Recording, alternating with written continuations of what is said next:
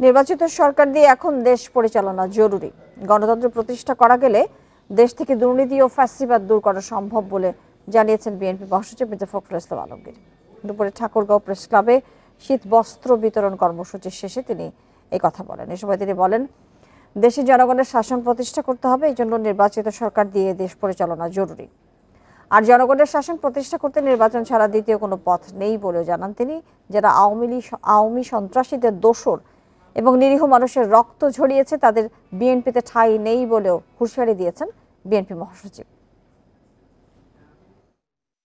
দুর্নীতি ফ্যাসিবাদ থেকে একটি গণতন্ত্রকে প্রতিষ্ঠিত করা, রেস্টোরেশন অফ ডেমোক্রেসি, জনগণের যে শাসন সেই শাসনকে স্থাপিত করতে হবে। অর্থাৎ জনগণের যে পার্লামেন্ট, জনগণের যে নির্বাচিত যে পার্লামেন্ট, সেই পার্লামেন্ট দিয়ে দেশ পরিচালনা করতে হবে।